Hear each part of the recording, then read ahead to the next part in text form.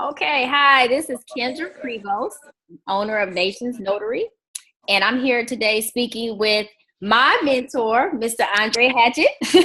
How you doing, I'm Andre? your, I'm your mentor. I didn't know I was your mentor. I'm honored. I'm honored. What's going on? How's it going? The legendary Mrs. Kendra Prevost. I'm doing good.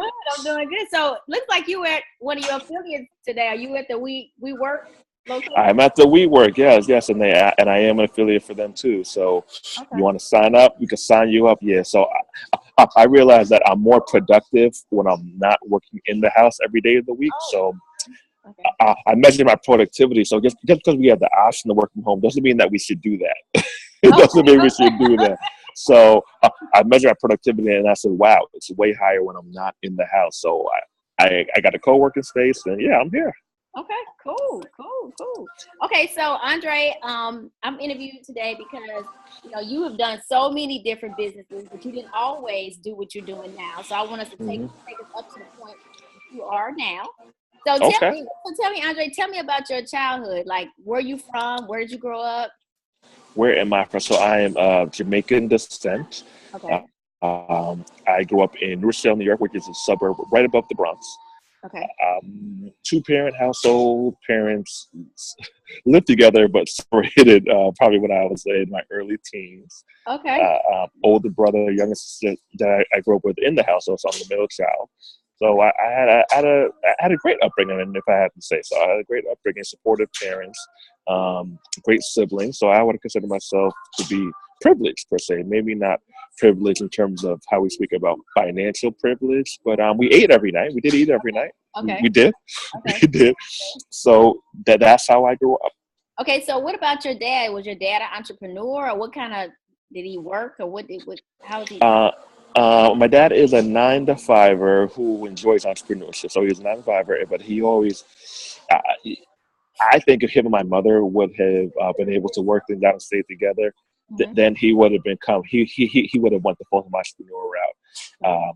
I think if they had were able to stay married per se. So he Okay. didn't go that route. He always wanted to, but he didn't. I guess with us and separation, it was tough. So But he put he that in you. He put that spirit in you. that's an understatement. Yes, that's an understatement. So he had a line which has become pretty famous that I use a lot, and I wrote about it in my book, talk about it in my interviews. He said, if you go to school with somebody, Andy, they call me Andy. If you go to school with somebody, then you don't then you never have to work with somebody. So meaning, if I'm in the same class with you, Kendra, I don't Mhm. have to be your employee. I'm not inferior to you or the white other student or the Asian other student. We're on the same playing field. So Wait a minute, it's this up to dog.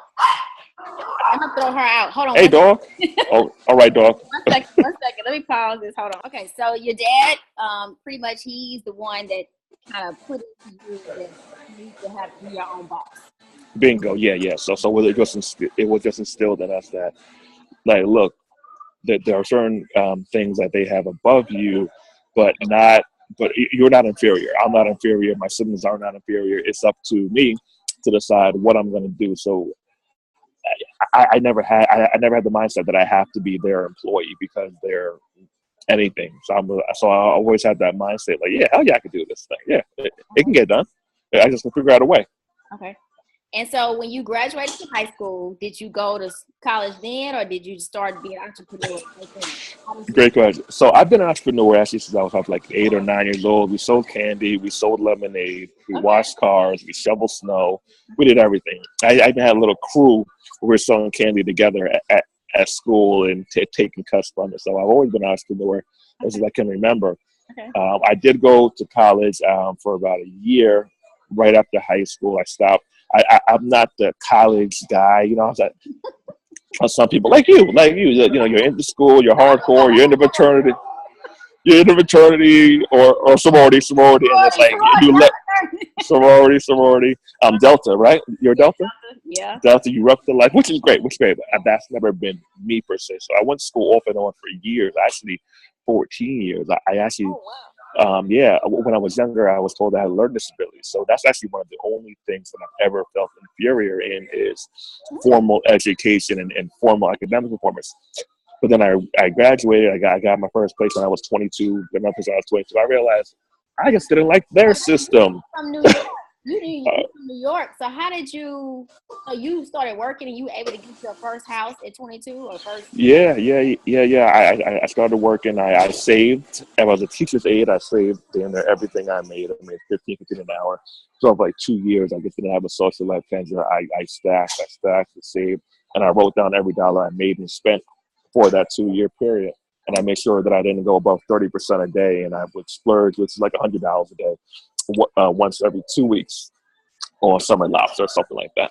Okay. So I wasn't making a ton of money, so I said, how am I going to do this? I said, I just have to not have a life. So I practice what I talk about a lot. It's called delayed gratification. So I delayed my fun time up until, I don't know, like now. Okay.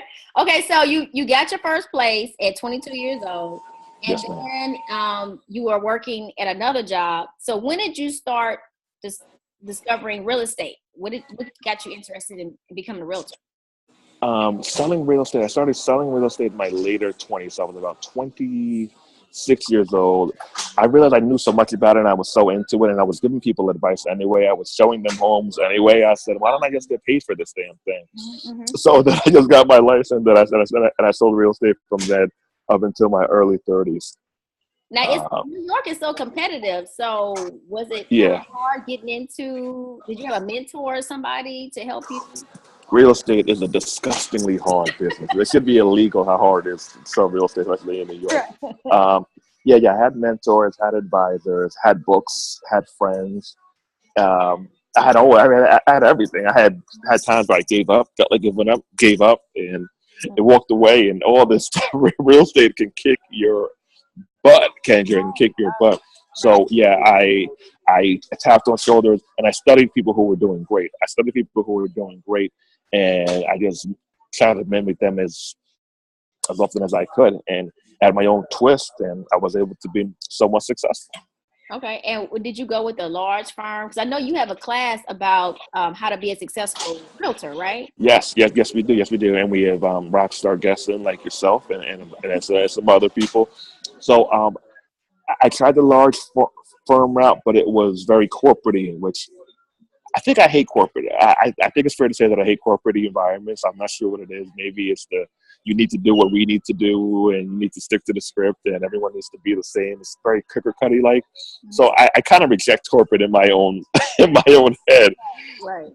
I'm basically like a semi-organized hippie, to be honest with you. I don't think you are a hippie. Okay.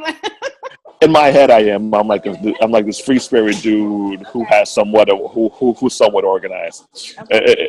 In my head. So I tried that out. Then I went with the smaller firms. And they pissed me off too because they had their own little cult-like rules up in those little offices. What did you want to do that was too corporate-y like? Like, is there a style that you wanted to do? I mean, they had these meetings that were very script-oriented and went over scripts, and I was like, this is so boring. Okay. So I didn't like that.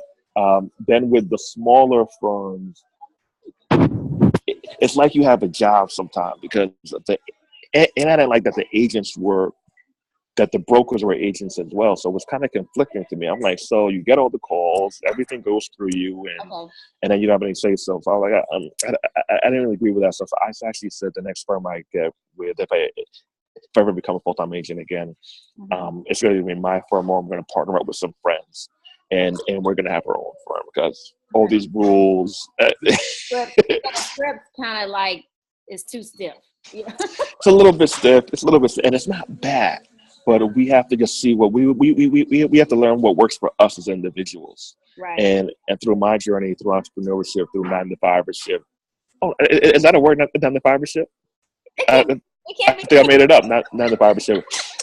I realized my style and what works best for me, and here we are now. So how did you start focusing on our community? So like I look at you as focusing a lot on the Black community, okay? And giving and kind of elevating us. So with that, did you become like I just became woke like maybe a year ago. Okay. Oh really? Yeah. Oh wow. I've been asleep. You're running now. You're running. I've been asleep. So is that what got you, is that particular situation, did you get awakened? And then, Good question. Good question. I've always been woke, so I've always been a radical, as my friends call me. So I was in elementary school with the red, black, and green on representing Malcolm X, and I've okay. always been pro-black and openly pro-black. I'm 35 in a few. Wait a minute. The video is pausing. Hold up. I realized I just found the way through Five Black NYC, which is the directory for New York City to find Black-owned businesses. I said, okay, so I can fulfill my entrepreneurship goals and drive and aspirations and fulfill my action, this calls for my people. So the past 3 years, hardcore, I've been concentrating on both, on combining entrepreneurship and caring about our people and helping our people advance. Okay. So when you started, you became a realtor, and you was like, "Oh, this sucks." Okay. So then you said, I didn't say it sucks. I said it has a lot of. I said it has times where it sucks. I don't think it sucks. I had times where it sucked, okay. but I realized that I knew that I didn't. Where I'm a realtor forever. Okay. Okay. I did know that. Now you had a serious car accident you were involved in, right? Yep. And then that kind of like changed your direction. And so tell me what It did. happened because of that. So yes, I was in a serious car. I was in a couple of serious cars. I was in one actually about 2 years ago, almost to the day. I was rear-ended, and I was getting off the highway. I got hit by an SUV taxi, and I have a bulging disc in my neck and a torn tendon in.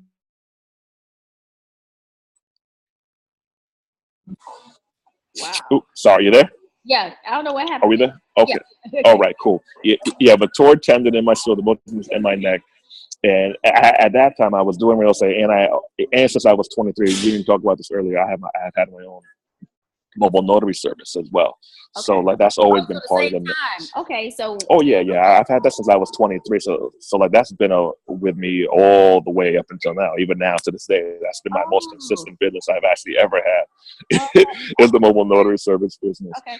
And the accident it had me realize that okay, so there might be a day that I can't walk much or do certain things, and I wasn't bed bound, but I was being near bed bound and physical therapy. I was just not in good shape after that accident, and that I had the idea to teach people how to become a mobile notary before that, but that actually forced me into teaching because I couldn't go out and show homes, I couldn't go out and form mobile notary services, even though at that time we were practically nationwide, but not in full hardcore nationwide mode yet.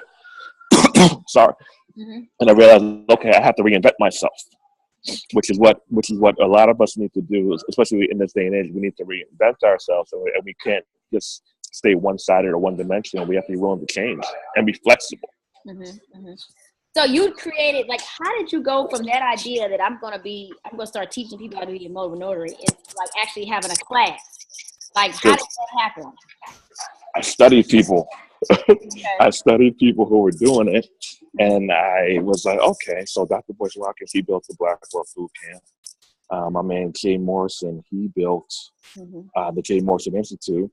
Mm-hmm. So I studied these great dudes who were doing these things. I said, okay, like if they built their own schools, and I always actually liked teaching. So my previous life, I was working with autistic children as a teacher's aide, and I coached youth basketball. So I actually always enjoyed doing that kind of work. Mm-hmm. I just didn't want to do it for an institution. So I was like, okay, so I can get back into teaching, mentoring, coaching per se, just be my own platform. So I realized that the online teaching model is in. And I said, okay, I have certain skills. So let me throw it out there. Let me throw it out there and see. I didn't really know what the hell I was doing at first. I knew the knowledge, but and I knew that I can get people to fill in the gaps, but I didn't know step by step. I just knew I knew it. I just knew I could do it. Mm-hmm. I just know I could do it. Okay. And it had a lot of success. People loved the course. People loved the business. How long you been doing that course? How long has it been? A year and a half. I started October of 2015. Oh wow! Okay. Yeah, and we've been moving ever since. Every month we've been profitable, highly profitable. every month, ever since we started. So Okay. I was able to package it up, have some help shaping it up, and here we are. We're changing lives, helping people make a side business into a full business, and Now, it's probably how did you do with the marketing? So you said you had the idea. This has never been done. Like, I don't know. Maybe they do have other notary schools you can go to. Yours is the only one I know of. that's the only one I know of too. That actually teaches you the business. That actually teaches you the business side, like and how to get licensed. Yeah, ours is the only one. So I knew there was a need. I knew that there are a lot of people who just want something that they could do, that they could make. So it's straight out, right? So we should have make between 50 and 250 per appointment. Bam, how to be the middle lady, a middleman, or do the job yourself. I said, okay.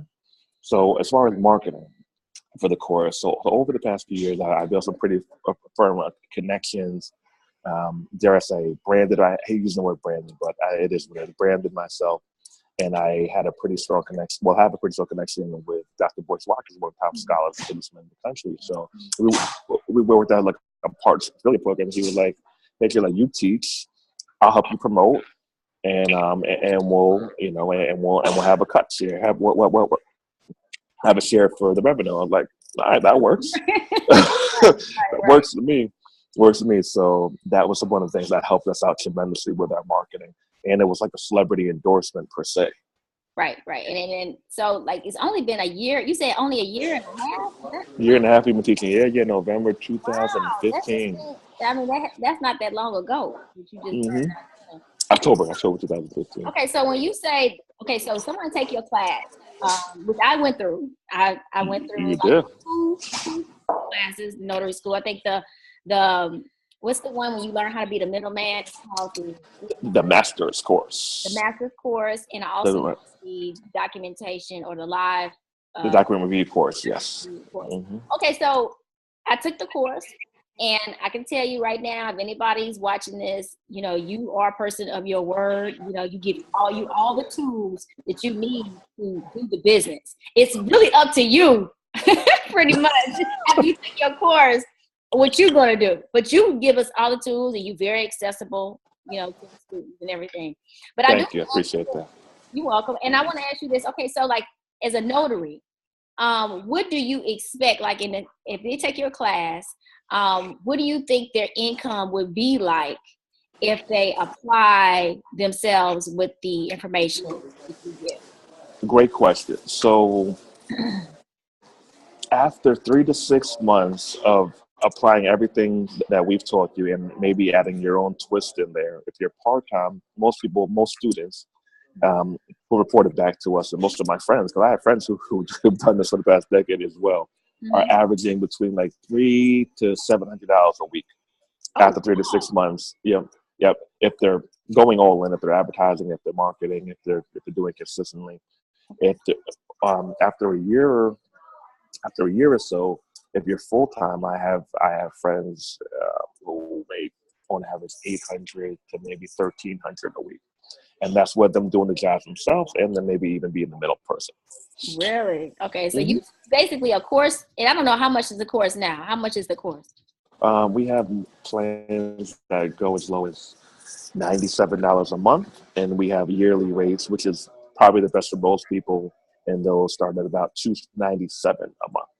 97 a month. So you can do 97 a month, and you saying you can potentially make $1,300 a week is what you're thinking in about a year time. If you go, oh yeah.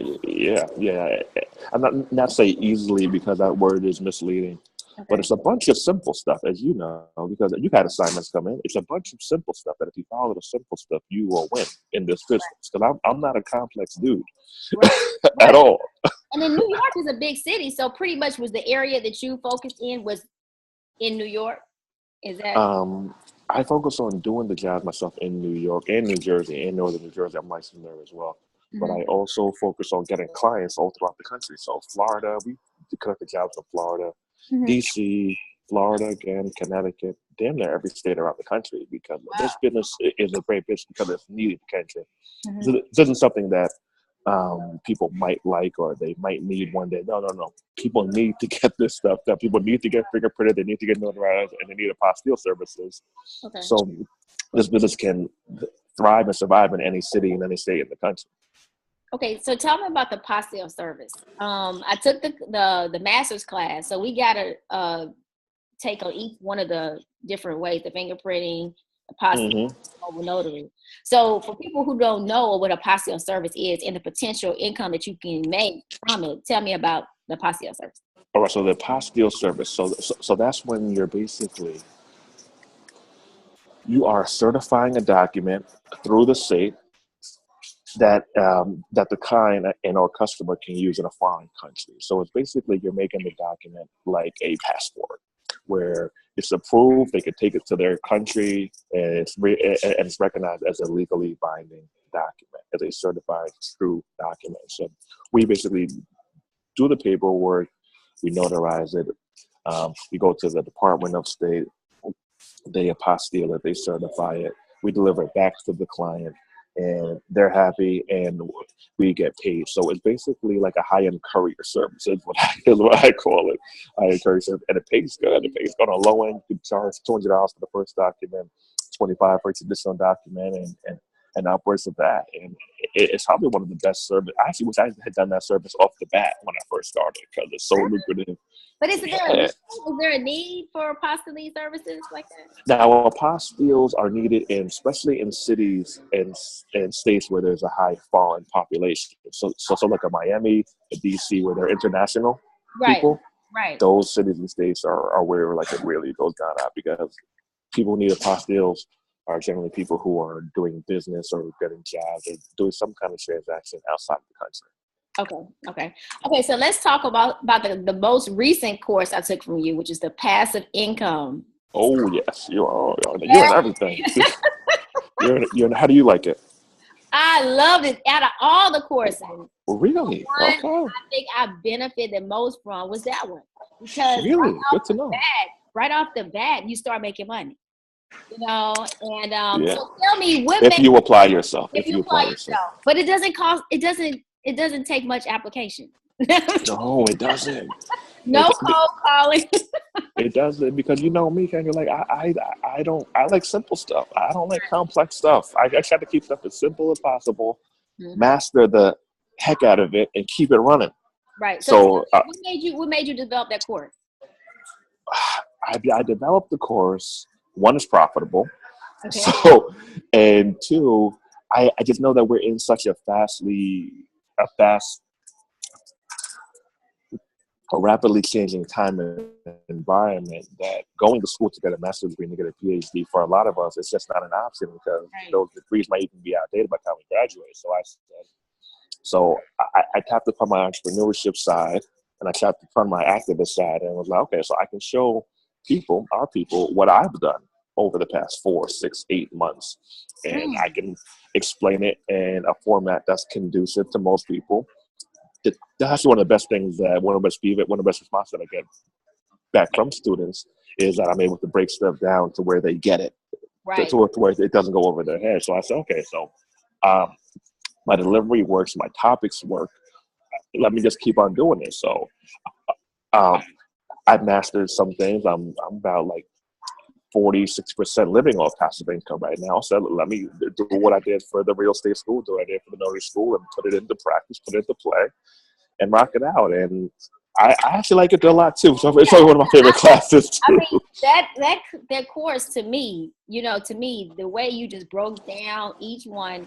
I mean, even if you already do some of it, you kind of like simplify it so that you have a streamlined approach. Like the T-shirt thing is just like genius. I never would have thought I would be selling a T-shirt, or designing a T-shirt.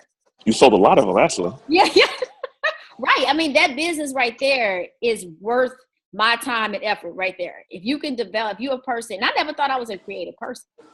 So I really appreciate you and that class, because like that to me is giving. That's what it's all about. You are a very giving person. That's what the main thing I want. I appreciate that. Thank you. Is that, this is not just some person that you're just going to look at on a live class and that's it. I mean, if you need help, if you need advice, you know, you're there too, which is different from going to class, because a lot of times the teacher is not accessible and they never done the business in class, but you actually done the business. Yes, most of these people who teach in business school, they haven't done these things. They haven't put these things into place. Right. And that's a lot of people go, not to say they're going wrong, but I just think learning from experts is the way. Like that's the move. That's where we should be focused on, because you've sold a few $1,000 worth of t-shirts in the past 2 weeks. Yeah, I'm almost up to $300 now. $300 in profit. Yes, and I'm about to create another t-shirt. So that's what I'm saying. Like you didn't spend any money. Bingo.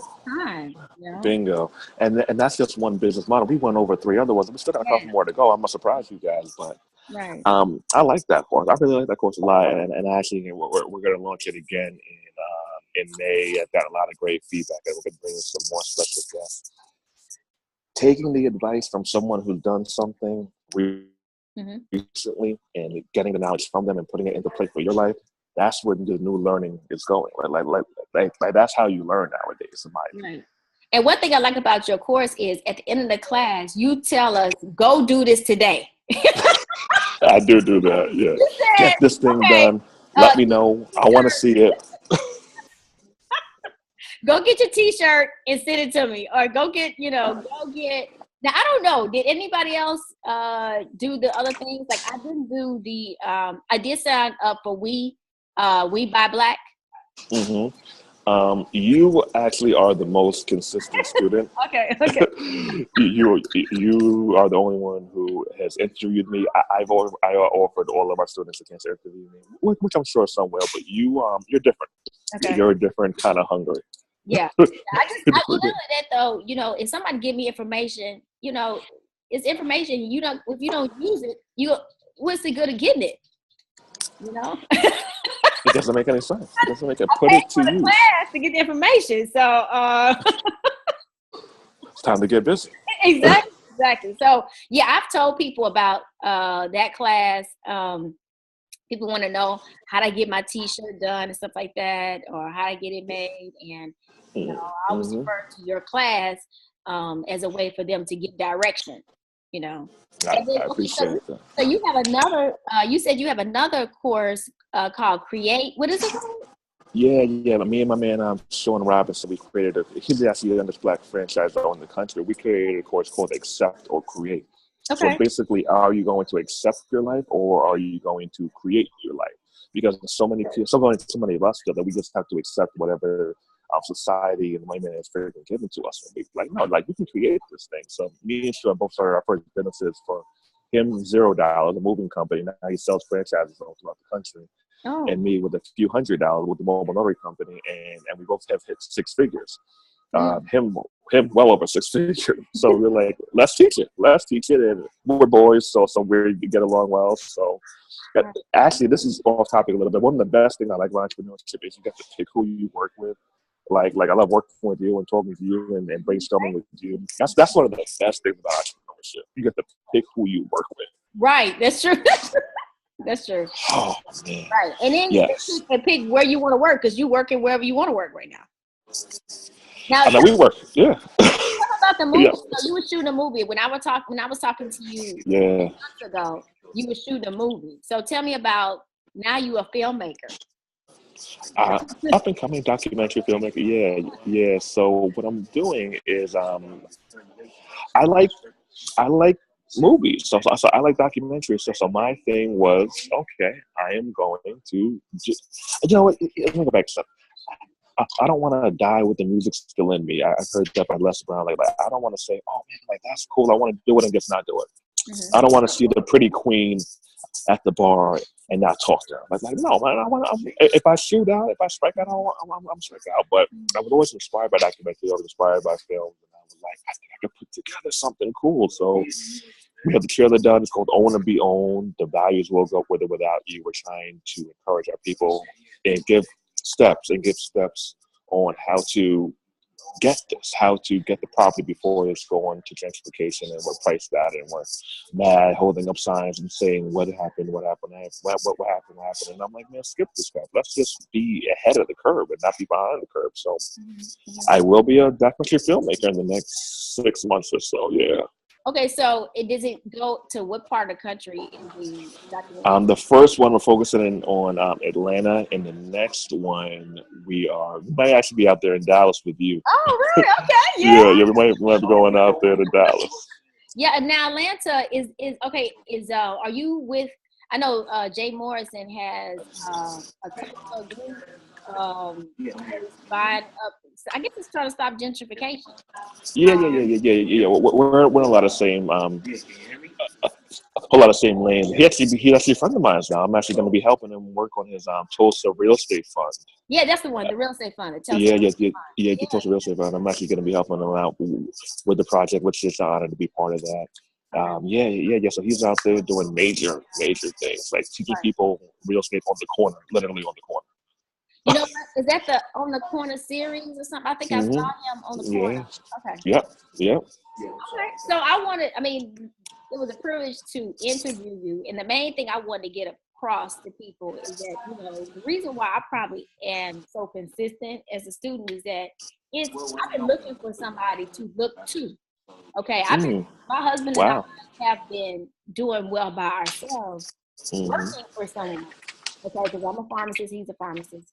But I've always been wanting to step out and do my own thing because I always felt like I had the knowledge base to do it and the desire to do it, and the hustle in me to do it. You definitely have that, yeah. So he gave me opportunity to go part-time with pharmacy, and I'm able to do full-time with real estate.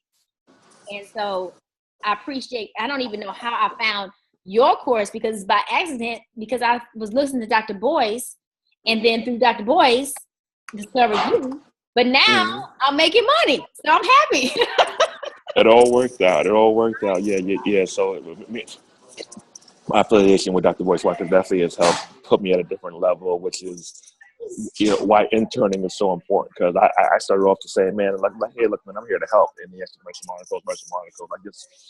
I just got his back at the events. I watched the door. I helped him maneuver through the crowd. So I'm always the person that you are never too old to intern. Now, do you are never too advanced. Do you travel? Do you speak at different places? I do. Yeah. I've been on tour with him, and I've had some of my own speaking gigs. I was part of the All Black National Convention, the first one. I was on a few panels there. So okay. I am on the lecture scene. I will be having live events coming up later this year. Okay. All right, cool.